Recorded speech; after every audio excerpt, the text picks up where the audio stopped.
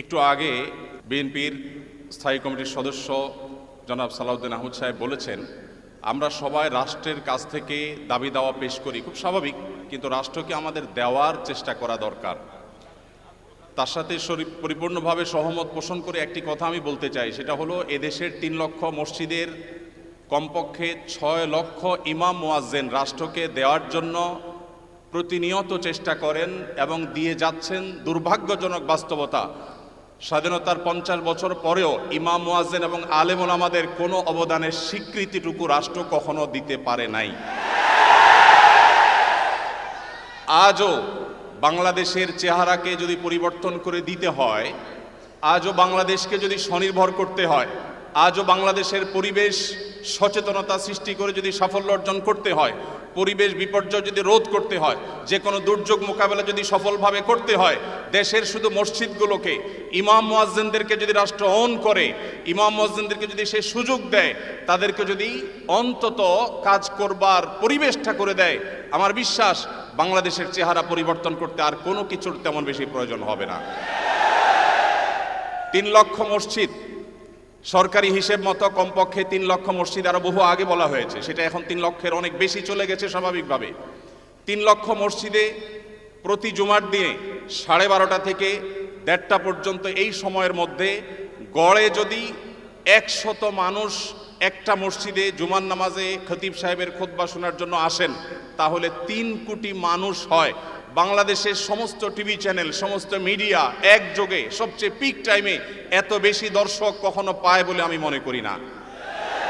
এবং সারা সপ্তাহের সবচাইতে মূল্যবান সময় বৃহস্পতিবার রাতে, শুক্রবার অফিস নেই, স্কুল কলেজ নেই, মাদ্রাসা নেই, সবাই ফ্রেশ একটা ঘুম দিয়ে, সপ্তাহের সবচাইতে ভালো গোসলটা দিয়ে, সবচেয়ে ভালো নাস্তাটা করে, সবচেয়ে সুন্দর পোশাকটা পরে, সবচেয়ে ভালো আতর পারফিউম ব্যবহার করে, সবচেয়ে মূল্যবান সময়টা খতিব সাহেবদের সামনে গিয়ে দোজানো হয়ে বসে।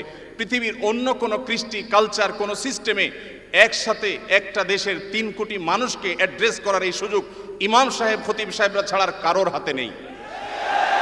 ইমাম সাহেবরা যদি চান, তাদেরকে যদি রাষ্ট্র আসলে সুযোগ দেয়, তাহলে সেক্ষেত্রে তারা অনেক কিছু করতে পারেন। ইতিমধ্যে আমরা দেখেছি, রোহিঙ্গা শরণার্থীরা যখন আমাদের দেশে আশ্রয় নিয়েছে, সবার আগে ঝাঁপিয়ে পড়েছেন এদেশে ওলামা একরাম। প্রতিটা দুর্যোগে ওলামা একরাম যে ঝাঁপিয়ে পড়েন, সেটা নিঃস্বার্থভাবে হয়, স্বার্থহীনভাবে হয়।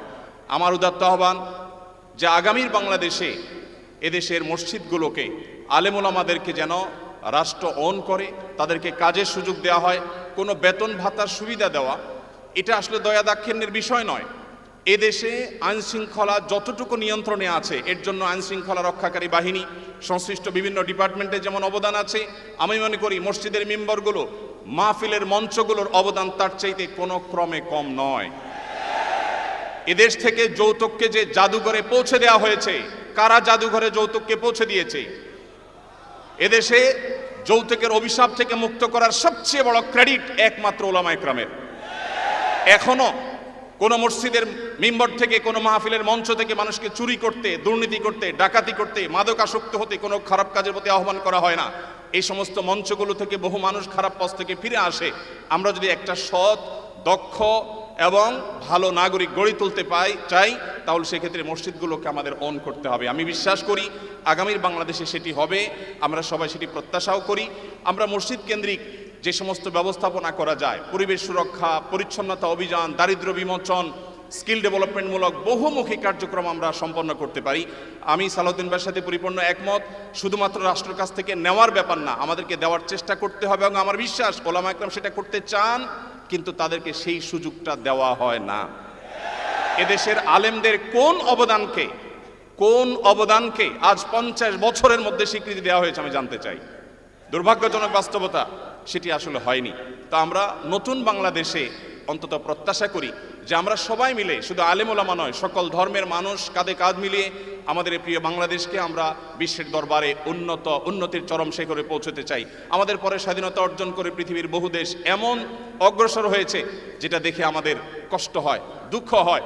আজকে ভূমিকম্পের যে ভয়াবহতা নিয়ে প্রত্যেকটা মানুষ আতঙ্কে দিন পার করছে, কি হয়েছে এদেশে? একটি মানুষের জীবন নিরাপদ করবার জন্য যথাযথ ব্যবস্থাটুকু পর্যন্ত আমরা নিতে পারিনি। আমি আশা করি আগামীর বাংলাদেশে যারাই আসবেন আমরা প্রত্যেকে এই ব্যাপারগুলোতে সচেতন থাকব। আমরা দোয়া করি আল্লাহ রাব্বুল আলামিন আমাদের রাজনৈতিক নেতৃত্বকে সেরকম শক্তি, সামর্থ্য, মানসিকতা সব কিছু দান করেন। ওলামায়ে কেরামের মূল্য যদি কোনো জাতি দিতে না পারে তাদের চেয়ে বড় দুর্ভাগা আর কেউ হতে পারে না। আমি প্রায় সময় বলি এই দেশকে যদি নিরলসভাবে, নিঃস্বার্থভাবে কোনো মানুষ ভালোবাসে, ওলামায়ে কেরাম হলেন সেই মানুষগুলো। অনেকে আছেন যাদেরকে হয়তো পার্শ্ববর্তী দেশ গ্রহণ করবে, অনেকে হয়তো আমেরিকা গ্রহণ করবে। ওলামায়ে কেরাম তাদের জায়গা এই দেশ, এই মাটি, ইনশাআল্লাহ তাআলা। তো আমি আশা করছি মসজিদে ওলামায়ে কেরাম নির্বিঘ্নে তাদের দায়িত্ব পালন করবেন। আলেমদেরও দায়িত্বশীলতার জায়গা আছে, আলেমরা যথেষ্ট দায়িত্বশীলতার সাথে আমাদের দায়িত্বগুলো পালন করতে হবে। রাষ্ট্রকে এগিয়ে নিয়ে যাওয়ার পিছনে আমাদের ভূমিকা পালন করতে হবে, ঐক্যবদ্ধভাবে কাজ করতে হবে। সেই সাথে রাষ্ট্র আলেমদেরকে ওন করতে হবে, আপন করতে হবে, সেই সুযোগ দিতে হবে, সেই স্বীকৃতি দিতে হবে। আমি আশা করছি আগামীর বাংলাদেশ সেই জিনিসটি হবে। আমাদের সবাইকে আল্লাহ তাআলা সেই তৌফিক দান করুন। জাযাকুমুল্লাহু খাইরা। আসসালামু আলাইকুম ওয়া রাহমাতুল্লাহি ওয়া বারাকাতুহু।